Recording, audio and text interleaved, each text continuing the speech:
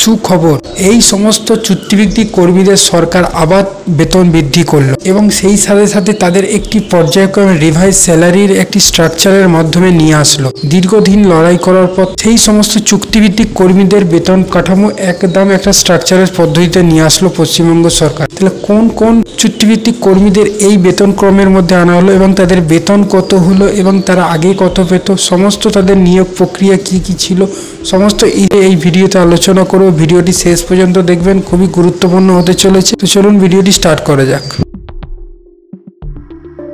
রাজ্য সরকারের অধীনে থাকা বিভিন্ন পরিবহন নিগমের চুক্তিভিত্তিক বাস চালকের বেতন বৃদ্ধির সিদ্ধান্তের কথা জানিয়েছে রাজ্য পরিবহন দপ্তর। কিছুদিন আগেই জারি হওয়া নির্দেশিকায় জানানো হয়েছে এইবার থেকে চালক পদে নিয়োগের শুরুতেই বেতন হবে 16,000 টাকা।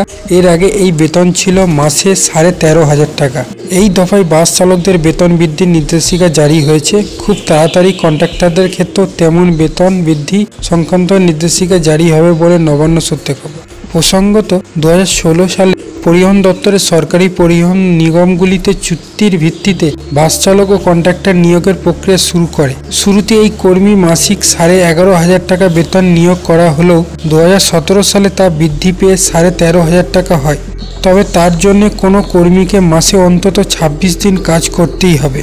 সদ্য জারি করা নির্দেশিকায় জানানো হয়েছে, যেসব বাস চালকের চাকরিতে নিরবিচ্ছিন্নভাবে 5 বছর পূর্ণ হয়েছে তারা মাসে 20,000 টাকা বেতন পাবেন। এই ব্যবস্থায় চাকরির মেয়াদ 10 বছর পূর্ণ করলে নির্দিষ্ট কর্মীর বেতন হবে 25,000 টাকা।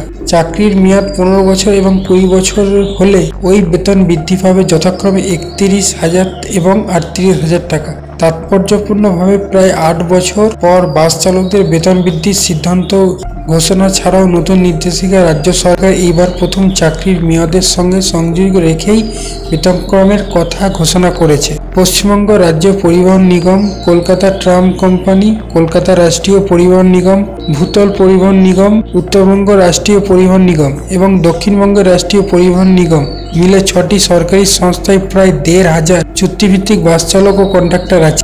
এই নির্দেশিকার সুবিধা তারা পাবেন। নতুন বেতন গত জানুয়ারি মাস থেকে কার্যকর হবে। বর্ধিত বেতন কর্মীদের এককালীন বকেয়া হিসাবে মিটিয়ে দেওয়া হবে, যেটি এরিয়ার মাধ্যমে।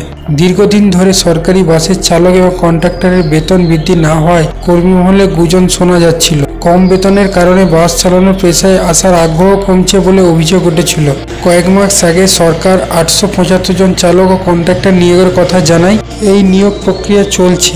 আশা করি আপনাদের ভিডিওটি গুরুত্বপূর্ণ লেগেছেন। যারা কন্ট্রাকচুয়াল বাস চালক এবং কন্ট্রাক্টর তাদের জন্য খুবই সুখবর।